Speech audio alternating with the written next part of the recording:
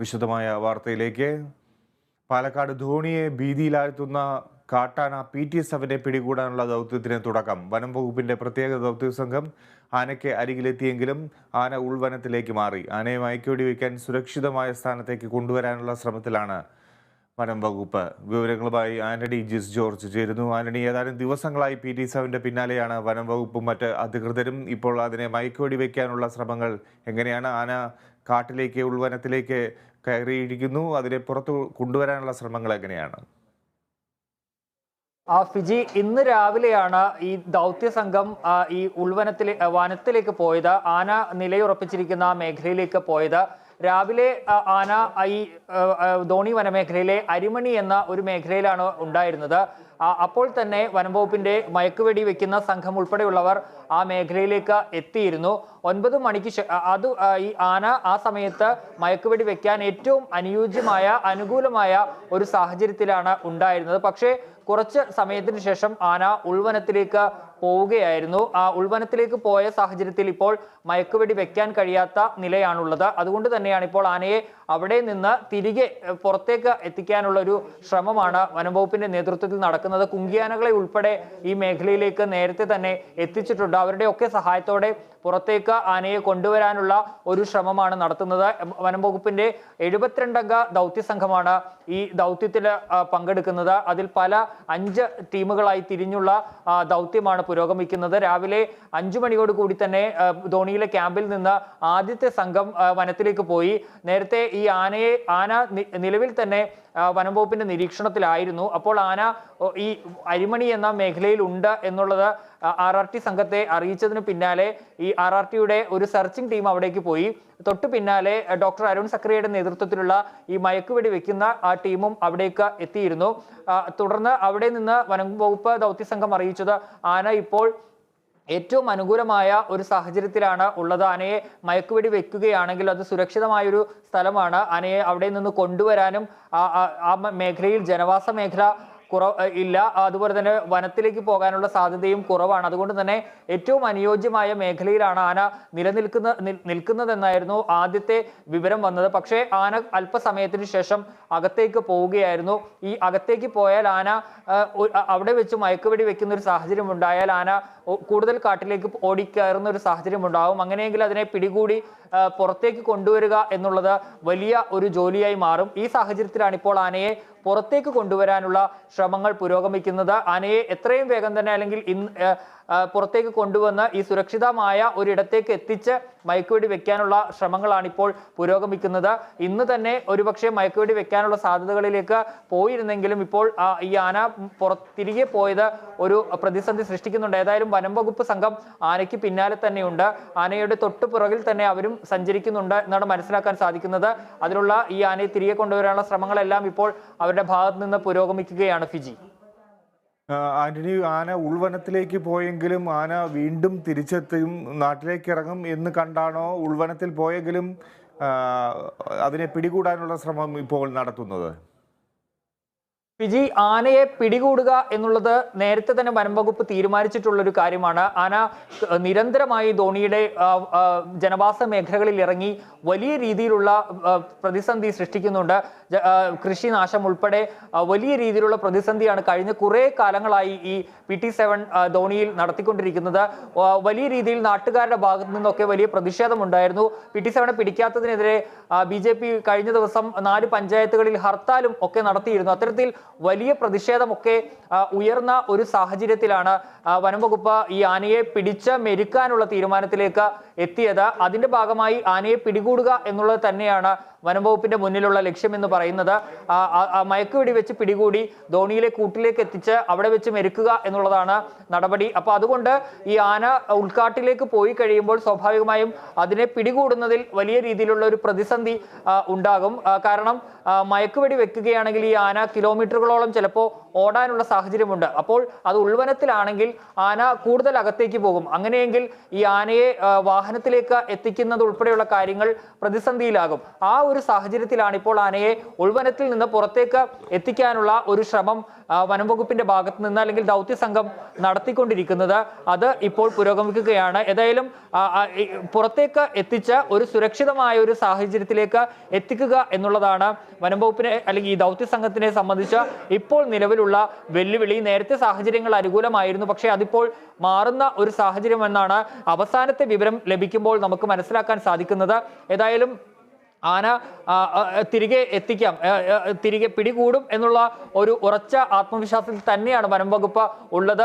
സ്വാഭാവികമായും ആന അകത്തേക്ക് പോയാൽ അത് പുറത്തേക്ക് വരാനുള്ള സാധ്യതകൾ ഉണ്ട് എന്നുള്ളത് തന്നെയാണ്. ഏതായാലും ഇന്ന് പിടികൂടാൻ സാധിച്ചില്ലെങ്കിലും അടുത്ത ദിവസങ്ങളിൽ തന്നെ അത് പറ്റും എന്നുള്ളൊരു ആത്മവിശ്വാസം അവർക്കുണ്ട്. അതിനുള്ള രൂപരേഖ ഉൾപ്പെടെ എങ്ങനെയായിരിക്കണം ഈ ദൗത്യം എന്നുള്ളത് നേരത്തെ തന്നെ പ്ലാൻ ചെയ്ത് അതിനൊരു രൂപരേഖ തയ്യാറാക്കിയാണ് ഈ ദൗത്യ സംഘം ഈ ദൗത്യത്തിന് ഇറങ്ങിയത്.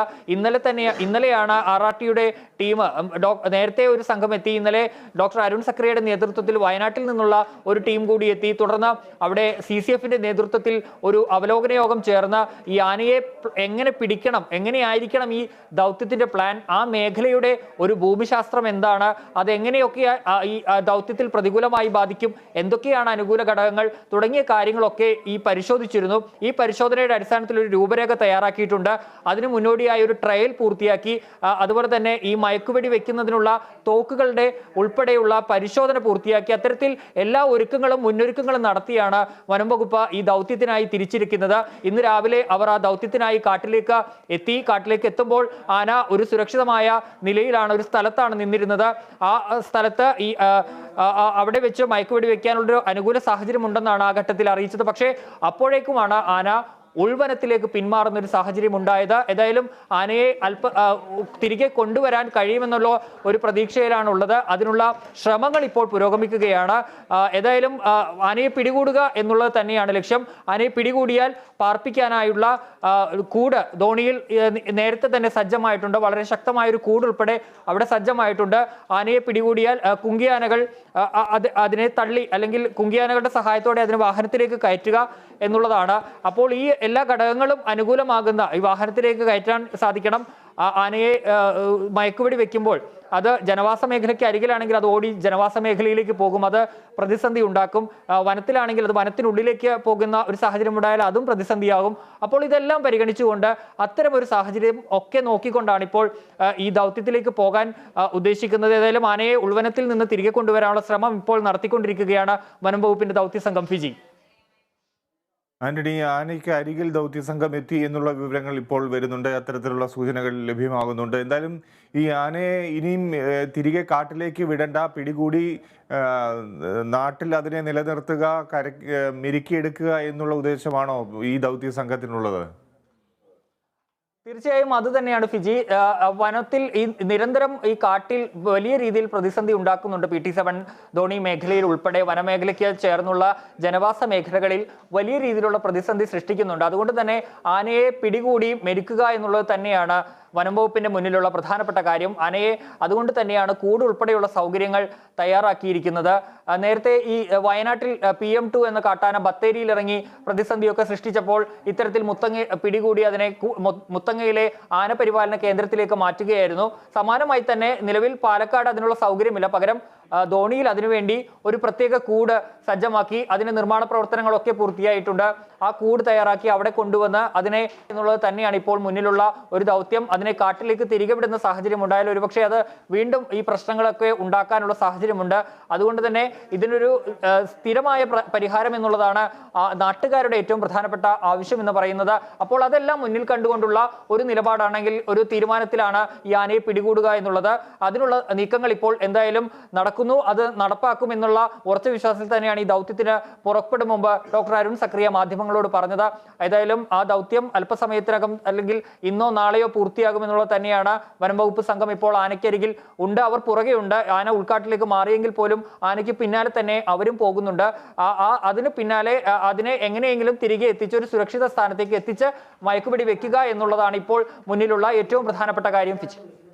ആന്റണി, ഈ PT-7 മാത്രമാണോ ആ മേഖലയിൽ പ്രശ്നങ്ങൾ സൃഷ്ടിക്കുന്നത്? മറ്റ് ആനകളൊന്നും കാട്ടാനകളൊന്നും പുറത്തേക്ക് വരുന്നില്ല, അവിടെ പ്രശ്നങ്ങൾ ഉണ്ടാക്കുന്നില്ല എന്നാണോ? PT-7 പിടികൂടി മെരുക്കാൻ കഴിഞ്ഞാൽ അല്ലെങ്കിൽ കൂട്ടിലടയ്ക്കാൻ കഴിഞ്ഞാൽ അവിടുത്തെ പ്രശ്നങ്ങൾ ഒഴിവായി കിട്ടും എന്നുള്ള ഉത്തമ ബോധ്യത്തിലാണോ ദൗത്യ സംഘം?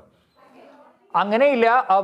പാലക്കാട് ജില്ലയിൽ കഴിഞ്ഞ ദിവസങ്ങളിലൊക്കെ ഈ പലയിടങ്ങളിലും ഈ വന്യമൃഗങ്ങൾ ഇറങ്ങി പ്രതിസന്ധി സൃഷ്ടിക്കുന്ന ഒരു സാഹചര്യം ഉണ്ടായിരുന്നു. കഴിഞ്ഞ ദിവസം പാലക്കാട് കാട്ടാനക്കൂട്ടം റോട്ടിലിറങ്ങുന്ന കാഴ്ചകളൊക്കെ പുറത്തു വന്നിരുന്നു. പല മേഖലകളിലും ഈ പ്രശ്നമുണ്ട്. പക്ഷേ ഇപ്പോൾ നിലവിൽ പാലക്കാടിനെ സംബന്ധിച്ച് ധോണി മേഖലയിലെ ഈ PT-7 അതിക്രമം വളരെ കൂടുതലാണത്. ജനങ്ങളെ സംബന്ധിച്ച് വലിയ രീതിയിലുള്ള ഒരു പ്രതിസന്ധി സൃഷ്ടിക്കുന്നുണ്ട്. അത്തരത്തിൽ അത് വലിയ രീതിയിലുള്ള ഒരു പ്രതിഷേധത്തിലൊക്കെ മാറുന്ന ഒരു സാഹചര്യം ഉണ്ടായി. ആ പ്രതിഷേധത്തിന്റെ ഒക്കെ പശ്ചാത്തലത്തിലാണ് ഇപ്പോൾ അതിനെ ഈ PT-7 പിടിക്കുക എന്നുള്ള ലക്ഷ്യത്തിലേക്ക് എത്തിയിരിക്കുന്നത്. മറ്റ് കാട്ടാനകളുടെ പ്രശ്നങ്ങളൊക്കെ നിലനിൽക്കുന്നുണ്ട്. അല്ലെങ്കിൽ കഴിഞ്ഞ ദിവസം പാലക്കാട് മണ്ണാർക്കാടിനടുത്ത് ഒരു പുലിക്കൂട്ടത്തെ ഒരു പുലിയെയും അതിന്റെ 2 കുഞ്ഞുങ്ങളെയും ഒക്കെ കാണുന്ന ഒരു സാഹചര്യമുണ്ട്. അത്തരത്തിൽ വന്യമൃഗ ശല്യം പാലക്കാടിനെ സംബന്ധിച്ചും വലിയ രീതിയിലുള്ള പ്രതിസന്ധി സൃഷ്ടിക്കുന്നുണ്ട്. നിലവിൽ ഈ പാലക്കാട് ധോണിയെ സംബന്ധിച്ചുള്ള ഒരു പ്രതിസന്ധി എന്ന് പറയുന്നത് ഈ PT-7 തന്നെയാണ്. PT-7 നിരന്തരമായി ജനവാസ മേഖലകളിൽ ഇറങ്ങുന്ന ഒരു സ്ഥിതിവിശേഷമാണ് നിലവിലുള്ളത്. അത്തരത്തിൽ അതുകൊണ്ട് തന്നെയാണ് PT-7 ഇപ്പോൾ പിടികൂടാനുള്ള ഒരു തീരുമാനത്തിലേക്ക് എത്തിയിരിക്കുന്നത്. അതിശക്തനായ ഒരു കൊമ്പനാണ്.